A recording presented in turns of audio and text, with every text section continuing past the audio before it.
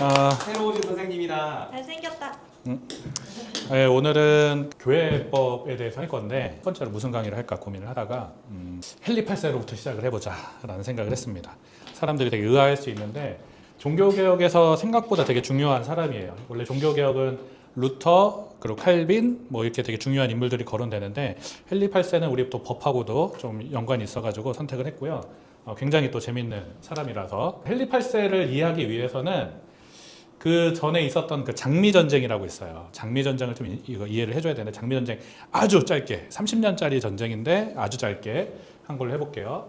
장미 전쟁은 일단 그 영국에 있었던 그 내전, 귀족들 간의 내전인데 그 아주 짧게 정리를 하면은 이 장미 전쟁으로 있었던 그 30년 사이에 그 왕가 사는 남자 요즘에 인기 있잖아요. 네. 왕가 사는 남자 버전으로 그러니까 그 삼촌이 조카 없애버리고 하는 거가 두 번 정도 있어요. 이 전쟁 중에 그 백년 전쟁이라고 그 잔다르크 나오는 그 전쟁이 있는데 이 초창기 인물인 에드워즈 3세라는 사람이 있었어요. 이분은 정치를 되게 잘했는데 평생을 전쟁터에서 살았어. 프랑스와 전쟁하느라고 영국 왕인데 에드워드 3세한테는 그 아들이 셋이나 있었어요. 첫 번째는 흑태자 에드워즈. 흑태자 하면은 저희 또래 사람들 좀 기억나는 거 없어요? 흑태자? 창세기 전이요. 맞아요. 창세기 전이 여기서 모티브를 땄어요. 흑태자 에드워즈로부터. 실제로 흑태자 에드워즈는 굉장히 뛰어난 군인이어가지고 거의 평생을 프랑스 이베리아 반도에서 이제 전쟁으로 쭉 살아가요. 그리고 이제 이게 첫째죠. 아주 유능한 사람이었어요. 둘째가 라이오넬이라는 사람이 있었고 이거는 뭐 크게 중요하지 않고 존이라는 사람이에요. 이제 곤트의 존이라고 불러요. 이제 넷째가 요크가의 공작이 되는 랭클리라는 사람이에요. 이름은 좀 많이 나올 건데 쉽게 좀 설명해 볼게요. 그러면은 흑태자 에드워즈가 전쟁을 갔다가 병을 얻어. 그래서 일찍 죽어요. 되게 이른 나이에 죽어요. 아들이 하나 있긴 했어. 그러면 원래 순서상으로는 이 적장자인 아들이 이제 1순위겠죠. 리처드 2세라고 실제로 왕이 돼요. 라이오넬도 일찍 죽고 이렇게 해서 리처드 2세가 이제 왕이 돼서 막 하고 있는데 리처드 2세가 뭐 어렸을 때는 이 삼촌인 존이 섭정을 해요. 어디서 많이 보는 풍경이죠. 수양대군. 수양대군 느낌 약간 나는데 실제로는 좀 달라요. 리처드 2세가 뭐 그렇게 어리진 않았었고 아무튼 리처드 2세가 계속 정치를 하다가 뭐 잘 못하고 하니까 갑자기 살해를 당해요. 여러 가지 이유가 있어요. 여러 뭐 실정도 하고 뭐 정치도 잘 못하고 이 삼촌과의 좀 알력 다툼도 있었고 해서 결국은 이 리처드 2세가 갑자기 죽거든요. 근데 이 리처드 2세한테는 자녀가 없었어. 그러면 우리 동양적인 입장에서는 그 수양대군이 왕 가져가는 것처럼 남자인 이 존 왕이 돼야 되잖아요. 근데 이 서양에서는 조금 달랐던 게 여자한테도 상속권이 있었어요. 그래서 라이오넬한테 딸이 있었단 말이야. 그래서 원래는 첫째가 이제 대가 끊겼으니까 둘째 때로 이제 가야 되는데 이 존이라는 사람이 아니다. 남자가 우선순위가 있다라고 막 주장을 하면서 자기가 왕이 돼요. 존이 남아 선호사상. 약간 그럴 수 있죠. 자기가 왕이 돼야 되니까 그렇게 해야 돼요. 근데 이게 쭉 나중에 연결돼서 헨리 8세의 발목도 잡아요. 나중에 얘기하고. 그래서 이 가문, 이 존이 왕이 되면서 한 거를 랭커스터 가문이라고 해요. 축구 이름 같아요. 축구 이름 같죠? 맞아요. 그리고 여기 랭클리 가문은 나중에 요크 가문이라고 해요. 이렇게 해서 쭉 이어지는데 그래서 존이 왕이 돼서 실제 존은 왕이 된 건 아니고 존의 아들이 왕이 돼요. 존의 왕이 이제 헨리 4세예요. 그리고 여기 아들이 헨리 5세. 그리고 또 아들이 6세까지 쭉 이어가요. 이름 너무 쉽게 짓는 거 아니에요? 이제 편하죠, 아주. 귀찮았나 봐요. 예, 헨리 6세까지 쭉 편하게 갔는데 이때쯤 이렇게 쭉 가니까 여기서 또 문제가 생겨요. 이때 이미 이 요크 가문도 엄청 큰 가문이 된 거예요. 헨리 6세를 몰아내고 좀 먼 친척벌이죠. 한 5촌이나 6촌 정도 되는 먼 친척벌인 요크 공작 3세라는 사람과 그 아들이 일종의 반란을 일으켜요. 그래가지고 헨리 6세를 몰아내고 아까 에드워즈 3세가 있었죠. 이렇게 타고 온 게 아니라 엄밀하게 얘기하면 이 딸의 상속권을 가지고 아니다. 원래는 딸한테로 상속권이 있으니까 여기가 이렇게 혼맥이 있었거든요. 그래가지고 우리가 진정한 왕이다라고 해서 헨리 6세를 몰아내고 이제 아까 에드워드 3세였잖아요. 그 적통을 이어간다 해서 에드워드 4세가 돼요. 이게 쭉 이어져가지고 5세까지 가요. 에드워드 5세. 근데 여기서 한 번 더 왕사남이 나와. 에드워드 5세가 어렸어요. 에드워즈 5세가 어리니까 그 에드워즈 3세의 동생이 있었거든요. 이게 리처드 3세라는 사람이 있어요. 들어본 사람 혹시 있나요? 리처드 3세? 유명한 사람인데 그 세익스피어에 리처드 3세라는 희곡이 있어요. 그리고 우리나라에서도 황정민 배우가 리처드 3세 역할을 했었어. 이 사람이 되게 약간 매력적인 악역이에요. 비하하는 의미로 곱추였다 뭐 이렇게 얘기하는데 뭐 이렇게 허리가 약간 휘어 있는 그런 사람이었는데 전쟁터를 누비는 군인이었고 엄밀히 말하면은 삼촌이죠. 에드워즈 5세의 삼촌인데 리처드 3세가 에드워즈 5세를 몰아내고 자기가 왕이 돼요. 그리고 이 사이에 이렇게 쭉 이어졌지만 이 사이에 계속 전쟁을 했거든요. 이 두 가문이 랭커스터 가문이랑 요크 가문이랑 계속 싸운 거를 장미전쟁이라고 해요. 랭커스터가 왜 장미전쟁이냐면은 랭커스터는 깃발 문양이 붉은 장미, 요크 가문은 하얀 장미. 그래서 장미전쟁이라고 했는데 장미전쟁이라는 이름은 19세기 와서 어떤 극작가가 붙였다고도 해요. 아무튼 그래서 여기서 왕사남 한번 찍고 리처드 3세가 이제 들어왔잖아요. 이 동안에 거의 막 랭커스터 가문이 쑥대밭이 돼서 사람이 없어. 다 죽어. 이때 혼맥으로 다시 이어진 랭커스터 가문의 방계인 헨리가 이제 그 헨리 튜터라는 사람이 있어요. 헨리 튜터라는 사람이 이 사람은 이제 프랑스에 망명가 있다가 리처드 3세가 자기 조카 몰아내고 막 사람을 너무 막 죽이니까 여기 귀족들이 헨리 튜터 너 빨리 와라. 왜냐면 이제 랭커스터 가문에서 다 죽어가지고 이어갈 사람이 없어. 그나마 가까운 게 사생아의 미망인을 막 이렇게 막 얽혀서 방계인 헨리 튜터밖에 없는 거예요. 이 사람이 돌아와서 리처드 3세와의 전쟁에서 이겨요. 리처드 3세가 이제 전쟁에서 전사하거든요. 그래가지고 이 헨리 튜터가 헨리 7세가 돼요. 이 사람이 헨리 7세가 되고 에도의 딸과 그러니까 요크 가문의 딸과 결혼을 해. 이게 약간 그 로미오와 줄리엣처럼. 왜냐면 이제 그 계속 사람을 죽어나는 전쟁을 했으니까 이제는 내가 이겼고 내가 전통성 있는 그 왕이다라고 하려고 그 요크 가문의 딸과 결혼을 해요. 그래서 낳은 게 헨리 8세예요. 그래서 헨리 8세가 이 장미 전쟁의 끝에 태어난 어떻게 보면은 영국 왕실의 이제 장자가 됐단 말이에요. 여기까지가 이제 헨리 8세를 이해하기 위한 전제. 이제 기초 상식이라고 하면 되고. 언제 나와요, 선생님? 교회법은 조금 이따 나와요. 조금 이따. 그러니까 헨리 8세가 이런 배경에서 나온 사람이에요. 그래서 헨리 8세는 뭐가 중요하겠어요? 지금 이런 이 바닥에 화합? 화합 중요하지. 복종. 생존 중요해. 그 생존하려면 뭐가 필요해 자기한테?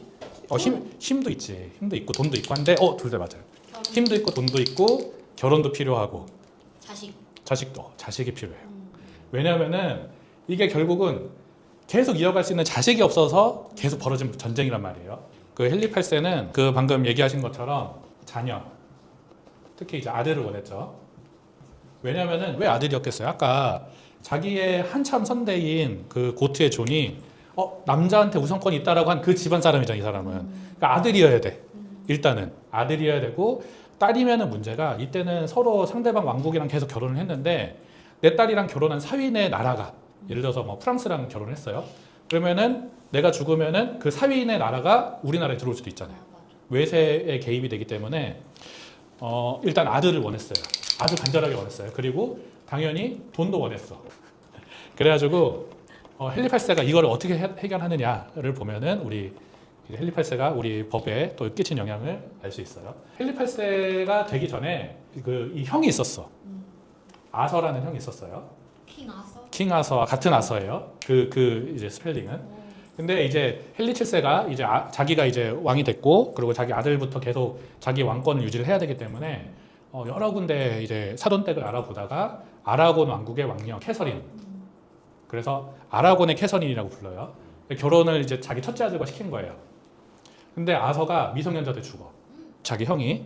그러면은 헨리 7세 입장에서는 영국은 사실은 완전 변방 국가였고 메인은 유럽 대륙 쪽이었기 때문에 프랑스랑 그 스페인 지역 이쪽이 좀 메인 지역이었기 때문에 자기는 이제 변방에서 이제 중앙 진출을 하고 싶었는데 중요한 혼맥이잖아. 이거 놓칠 수는 없잖아. 그리고 지창금도 이미 많이 줬어. 돌릴 수가 없는 거야 이제는. 물을 수가 없어. 그래가지고 어떻게 하냐면 이때는 영국이 다 카톨릭이기 때문에 이혼이라는 게 없어. 이혼을 하면 안 돼. 그래서 어떻게 하냐면은 설마 형사취수제? 맞아요. 형사취수제도 안 해. 원래 근데 카톨릭에서는 형사취수제를 하면 안 돼. 그거를 죄라고 여겨요. 레위기에 그거를 죄라고 보거든요. 그래서 어떻게 하냐면 이건 근데 당시에 이혼을 하는 방법인데 교황이 무효를 선언해줘. 혼인무효. 혼인무효를 선언을 해줘. 재판이네요. 재판이에요, 재판. 그래가지고 교황이 캐서린한테 이게 둘 다 어렸기 때문에 성관계가 없었다. 그러니까 이 결혼은 무효다. 너무 어릴 때 죽었고 해서 무효다라고 하고 이걸 무효화시키고 캐서린은 헨리 8세랑 결혼을 해요. 그래서 헨리 8세랑 결혼을 하고 이게 나이 차이가 좀 났었거든요. 6살인가 7살인가 많아요, 캐서린이. 연상. 헨리 8세 싫었겠는데요? 처음에는 싫어했다고 하더라고요. 싫어했는데 나중에는 나쁘진 않았다고 하더라고요. 왜냐면 캐서린이 어떻게 보면은 영국 여기 막 전쟁통에서 변방 민족 그 선진 문물을 이제 받아들이지 못해 약간 촌뜨기 느낌이고 영국이 오히려 유럽 대륙은 되게 막 그 우아하고 귀족적인 거를 이제 많은 귀족적인 문화가 많은 곳에서 난 왕녀이기 때문에 굉장히 그런 거에 매료됐었다고 하더라고요. 되게 교양 있고 우아하고 그래서 실제로 영국에서도 우아한 여왕으로 인기가 많았어요, 캐서린이. 그래서 인기가 많았어요. 그래서 두 사이에 이때는 영아 사망률이 너무 높았기 때문에 자녀가 뭐 사산도 되고 유산도 되고 막 해서 여러 명을 임신을 하지만 많이 죽어요. 그리고서 여기서 딸을 하나 낳아. 벌써 문제가 시작됐죠. 딸을 낳아. 메리라는 딸을 낳아. 블러드 메리? 맞아요. 블러드 메리. 이 메리가 그 메리가 됩니다. 못생긴 아줌마. 캐서린 딸을 낳는데 메리라는 딸을 낳고 이후에 계속 자녀를 낳으면 사산하거나 일찍 죽거나 막 2개월 만에 죽거나 해가지고 하다가 이제 폐경기를 맞아요. 더 이상 애를 낳을 수가 없어. 그렇게 되니까 헨리 8세는 너무 큰일이 났어. 아들을 지금 아들을 낳아야 되는데. 뉴 와이프. 뉴 와이프. 그래서 캐서린의 에? 시녀였던 앤블린. 혹시 천일의 앤 들어본 적 있어요? 이게 되게 복잡한 게 이 헨리 8세가 이 당시 문화는 이렇게 본처가 있죠. 본처가 있고 정부라고 해서 우리나라로 치면은 첩이죠. 동양으로 치면은 정부를 공공연하게 두고 있었어요. 진짜 막장인 거는 앤블린의 언니가 있어. 메리 블린이라고. 이분이 원래 정부였어. 동생 또 이쁜 거죠. 동생 이뻐. 바람둥이 맞죠. 그래서 헨리 8세가 앵블린에게 눈독을 들이고 내 아를 낳아도 한 거죠. 근데 앵블린은 성격이 있는 여자였어요. 난 정부 싫다. 본처 아니면 나는 무조건 안 해. 난 여왕이 되고 싶다. 요거가 영화로 만들어진 게 있어요. 이게 천일의 스캔들이라는 영화가 있어. 헨리 8세가 에릭 바나라는 배우로 나오고 이 언니가 스칼렛 요한슨, 엠블린이 나탈리 포트만 이렇게 나와요. 네. 그래서 이 엠블린이 되게 매력적이고 질투심이 많은 여자로 나오거든요. 근데 엠블린 그 시녀라고는 하는데 귀족 집안이에요 다. 귀족 집안인데 이 엠블린이 계속 그렇게 요구를 하니까 헨리 8세가 그 결혼은 해야 되는데 지금 결혼되어 있죠. 이혼을 못해요. 이혼을 못하죠. 근데 교황이 이제 무효를 시켜줘야 되잖아. 근데 교황이 무효를 시켜줘야 되는데 문제는 뭐냐면은 이 교황은 저기 바티칸 이탈리아 로마에 있잖아요. 로마 쪽에. 로마에 있는데 영국은 한참 멀고 캐서린은 이미 대륙에서 왕가의 자녀잖아요. 캐서린의 조카가 신성 로마 제국 카를 5세였어요. 조카가 이 당시 세계에서 가장 강대국의 황제가 되어 있는 거야. 되게 뼈대 있는 집안. 뼈대 있는 집안이 여기가. 감히 건드리지. 감히 건드리지 못하는 거야. 그러니까 교황이 눈치를 볼 수밖에 없어. 그래서 교황이 무슨 무효냐, 안 된다. 너 여태까지 잘 살아놓고 무슨 이제 와서 무효냐 했는데 헨리 8세 입장에서는 이게 사실은 헨리 8세 좀 희화하려고 여자의 눈이 멀어서 뭐 이혼을 하려고 뭐 했네 뭐 이렇게 얘기하지만 헨리 8세 입장에서는 아까 장미전쟁 얘기한 것처럼 자기한테 아들이 없으면 또 내전 이 생각이 머릿속에 있는 사람인 거예요.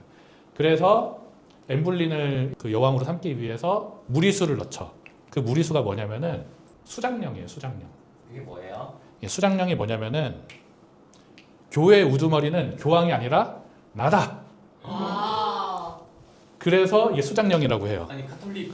그래서 카톨릭 세계와 돼요? 당연히 안 되지. 카톨릭 세계와 연을 끊어버려. 그러니까 종교를 만들어요. 아예. 그래서 이게 나온 게 성공회예요. 결혼에 성공하기 위해서 만들었어요. 뭐 그럴 수 있죠. 네. 성공회를 만들었는데 사실 헨리 8세는 그 카톨릭 신앙을 가지고 있었어요. 굉장히 정치적인 이유. 그리고 두 번째로 아까 돈이라고 했잖아요. 영국 토지의 25%에 30%가 교회 땅이었어. 교황의 땅이죠. 그래서 수장령을 하면서 부수적으로 교회 땅도 다 몰수해버려. 나라 돈으로요? 나라 돈으로 싹. 점점 전쟁의 냄새가 나네요. 근데 이렇게 할 수 있었던 이유가 헨리 8세 위에 귀족들이 싹 죽었어.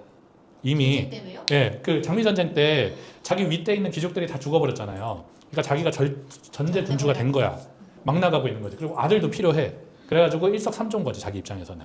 그래서 수장령이라고 해서 카톨릭과 결별을 하고 영국 국교회라는 거를 만들고 이제 자기가 이제 교회 우두머리가 됐잖아요. 그러니까 이거를 취소해버려. 이 캐서린과의 결혼을. 그때 나온 게 그거예요. 형사 취소 제도는 성경에서 금하는 건데 이 결혼이 유효했기 때문에 나와의 결혼이 무효다라고 주장을 하는 거예요. 그래서 캐서린은 유패가 돼요. 유패가 돼. 왜냐면 캐서린한테 되게 가혹하게 물어봐요. 너 나랑 결혼할 때 처녀 아니었다고 얘기해라. 그래야 무효가 안 되니까. 수치스럽게 막 했는데 여기는 이제 그 우아한 귀족 집안이잖아요. 절대 나 그런 거 못한다. 나는 끝까지 여왕이다. 해가지고 유패가 돼. 자기 딸이랑 같이 이렇게 유패가 돼요. 그리고 앤이 두 번째 이제 왕비가 돼요. 그래서 이 앤 불린이 왕비가 될 때부터 잘못될 때까지 천일, 딱 일수로 천일이거든요. 그래서 천일의 스캔들, 뭐 천일의 앤 이렇게 불리는 거예요. 아무튼 그래가지고 앤 불린을 두 번째 왕비로 삼았는데 문제는 뭐냐? 요 사이에서도 딸만 나. 딸만 나요. 그래서 여기가 엘리자베스 1세 나중에. 그래서 사실은 아들도 있었는데 뭐 유산하고 뭐하고 해요. 근데 앤 불린이 굉장히 질투가 많았다고 했잖아요. 그래서 헨리 8세가 다른 여자랑 있는 걸 못 참아. 그러니까 헨리 8세가 되게 부담스러워. 그래가지고 거기 할 땐 언제고? 그러니까 근데 이제 어쨌든 아들 낳아줘야 되는데 아들을 못 낳아주잖아. 그래가지고 앤 불린을 마녀다 이렇게 해가지고 원래 화형시키려고 하는데 너무 가혹한 그 형벌이라서 그 참수형을 런던탑에서 참수형을 쳐요. 아니 태워주기 싫어서 목을 이게 뭐가 다르냐면은 뭐 물론 화형이 고통스럽다 이런 것도 있지만 카톨릭 그 신앙에서는 교회에서도 일부 옛날에서는 몸의 부활을 믿기 때문에 몸의 형체가 없애는 거를 이제 가장 최악의 형벌 중 하나로 봐요. 그래서 마녀들 화형시키는 거예요. 마녀나 이단들을 화형시키는 이유가 그거예요. 부활하지 못하도록. 되게 가혹한 형벌로 봐요. 그러니까 내생도 이제 처벌하는 범죄로 보거든요. 어쨌든 이제 화형에 처하려고 하다가 이제 결국은 참수가 되죠. 앤 불린이 마지막 했던 말이 유명해요. 내 목이 가늘어서 다행이네요. 라고 하면서 죽었다고 해요. 아무튼 이렇게 해가지고 앤 불린이 처형당하고 세 번째 아내를 둡니다. 네. 이게 제인 시머라는 아내를 두는데 이 아내에게서 아들이 나와요. 드디어. 아들이 나와. 너무 행복해서 아들을 낳자마자 아들한테 영지도 막 수여하고 해요. 이제 아들이 그 에드워즈 6세예요. 이제 에드워즈 6세가 나와서 너무 좋았는데 에드워즈 6세가 되게 일찍 죽어요 또. 그래서 돌고 돌아 메리 첫 번째 딸인 메리가 여왕이 되는 거예요. 그럼 보세요. 캐서린 어디 출신이에요? 아라곤 그 스페인 쪽 카톨릭의 본거지 출신이고 자기 어머니가 쫓겨난 게 뭐예요? 성공회라는 개신교 때문에 쫓겨났잖아요. 메리가 여왕이 되자마자 하는 게 개신교도 때려잡기. 그래서 피해 메리예요. 그래서 자기가 이제 엄청난 종교 박해를 하면서 종교개혁 개신교 사람들을 엄청 죽여요. 그래서 블러디 메리라고 불리는 거고 블러디 메리가 죽었어. 블러디 메리에서 이제 엘리자베스 1세가 여왕이 돼요. 엘리자베스 1세는 되게 유명한 여왕이에요. 엘리자베스 1세는 엄마가 그 여왕이 됐었던 게 뭐예요? 개신교를 만들면서잖아요. 여긴 개신교파야. 그래가지고 카톨릭을 엄청 박해를 해. 그러면서 영국이 이때부터 개신교의 메카가 돼요. 이 이후부터. 그래서 막 네덜란드에서 도망와 사람들이. 막 땅도 바쳐. 우리 너무 막 그 카톨릭한테 막 뭐 핍박 당하는데 영국이 도와주세요 하면서. 그래가지고 엘리자베스 때부터 개신교도들 크로멜 이렇게 유명한 사람들 나오면서 엄청나게 그 개신교도가 폭증을 하고 우리가 알고 있는 이제 기독교의 모태가 여기서부터 이제 발전을 하죠. 그러면은 그때부터 영국이 세졌나 보네요. 맞아요. 왜냐하면은 엘리자베스 1세 때 엄청 큰 전쟁을 하거든요. 혹시 그 스페인 축구팀을 뭐라고 부르는지 아시죠? 별명 있잖아. 축구팀 바다 뭐야? 함대. 무적함대라고 부르잖아. 이 이전에 이 아라곤 시절에 스페인이 무적함대였어. 그거를 무너뜨린 사람이 엘리자베스 1세예요. 그래서 엘리자베스 1세가 사실은 해적부터 시작을 한 거죠. 해적부터 막 시작을 해서 돈을 모아서 해군력을 만들어서 이 스페인의 무적함대를 최종적으로 무너뜨리고 이때부터 영국이 패권 국가가 되는 거예요. 이제 여기서 우리가 알고 있는 이제 법조인들도 알고 있는 가장 중요한 명제가 하나 나와요. 신앙은 개인의 일이다. 이 이전까지는 신앙은 국가의 일이고 개인의 일이라고 생각하지 않았어요. 어떤 문화였고. 근데 헨리 8세는 자기 이혼 문제, 그러니까 표면상으로는 이혼 문제 때문에 이렇게 개입을 했잖아요. 그래서 종교를 바꿨잖아요. 그렇게 되면서 신앙은 개인과 공동체의 문제다. 이렇게 이제 좀 패러다임이 바뀌는 거예요. 그렇게 되면서 사실은 우리 그 판례, 아주 유명한 판례가 있죠. 교회의 그 판단에는 자율성을 줘요. 법원에서는. 어떤 실질적인 거에선 판단을 거의 안 해요. 절차적인 부분을 많이 판단을 하지. 근데 그런 것들이 사실은 이런 그 사상에서 오는 거예요. 우리가 그 양심의 자유나 뭐 종교의 자유 이런 거는 루터부터 출발했다라고 많이 얘기를 하는데 사실 교회가 개인 문제화 되었다라고 보는 거는 헨리 8세의 이런 여러 가지 사단부터 사람들이 그렇게 인식을 했다라고 보는 이제 교회 사학자들이 있거든요. 그렇게 가지고 이 교회법으로 연결하자면은 이 교회에서 어떤 문제가 있었을 때 국가가 세속법원이 국가에 전격적으로 개입하지 못하게 됐던 어떻게 보면 시작점이 나는 교회 이런 신앙 문제 때문에 이혼도 한다. 이런 것 때문에 그리고 이거는 내 문제지 교황 네가 나한테 뭘 할 수 있는 게 아니다. 이런 이제 사상이 생긴 거예요. 그리고 이 이야기가 얼마나 지금 자극적이고 지금 수백 년이 흐른 다음에도 우리한테도 지금 이렇게 뭐 영화화도 되고 하잖아요. 그만큼 이 당시에는 훨씬 더 센세이셔널 했거든요. 그래서 옛날에는 카톨릭 하면은 그냥 카톨릭이었어. 할아버지 카톨릭, 아빠 카톨릭, 나도 카톨릭, 내 자식도 카톨릭. 당연했는데 그게 아니라 내 문제 때문에 종교가 바뀌는구나. 라는 거가 이때부터 모든 사람들한테 이제 알려지게 되는 계기가 된 거예요. 충격적이었겠네요. 아주 충격적이었고 큰 영향이 있었죠. 나머지 조금 뒤 이어서 얘기를 해보자면은 사실 성공회는 거의 모든 예배 프로세스가 카톨릭이랑 거의 똑같아요. 왜냐하면은 특별한 이유가 있어서 이렇게 바꾼 게 아니라 아주 개인적인 이유 때문에 딱 바꾼 거기 때문에 뭐 교리나 이런 걸 개발하지 않고 이제 명파만 싹 바꾼 거거든요. 근데 이제 성공회가 나중에는 굉장히 이제 그 종교개혁, 영국과 스코틀랜드가 종교개혁의 성지가 되면서 사람들이 모이고 그 영국에 있는 종교개혁을 했었던 사람들이 왜냐하면 어쨌든 카톨릭에 대항하는 나라가 된 거잖아요. 그러니까 사람들이 모이고 왜냐하면 영국에서 되게 유명한 그 종교개혁가가 있어요. 위클리프라고. 위클리프 옥스퍼드인가 가면 위클리프 홀이라는 데도 있어요. 그 대학교 안에. 예전부터 이런 종교개혁의 모태가 있었어요. 근데 마침 왕이 카톨릭이랑 싸우고 있잖아. 그러니까 이런 사람들이 다 득세를 하면서 개신교의 성지가 된 거고 영국에서 파생된 나라가 어디예요? 미국이잖아. 미국에서 선교사 온 나라가 어디예요? 한국이잖아요. 이렇게 이어지는 거예요.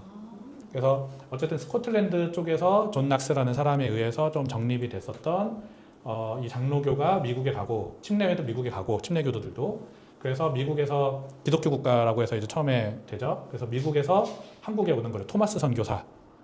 대동강변에서 참수를 당하신 토마스 선교사가 이제 오면서 한국에 이제 기독교가 들어온 계기가 되는 거죠.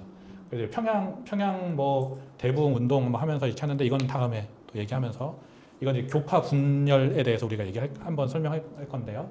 그때 한번 얘기하는 걸로 하고 이렇게 이어져요. 그래서 이 헨리 8세가 이제 수장령으로 성공회로 싹 바꾼 거가 자기가 예상하지 못했지만 영국으로 엄청 바꿔요. 영국을 엄청 바꾸고 사실은 미국으로 도망간 사람들은 이 개신교도들이 핍박받아서 도망간 거거든요. 그러니까 이런 여러 가지 정치적인 상황들이 미국이라는 나라를 또 만들고 미국한테 우리가 또 영향을 받고 이렇게 연결돼 있다. 그래서 헨리 8세가 그 종교개혁이나 어떤 우리한테 끼친 영향이 생각보다 크다. 물론 재밌어서 한 거긴 하지만 네, 그렇습니다. 자, 오늘의 강의는 여기까지 하겠습니다. 와.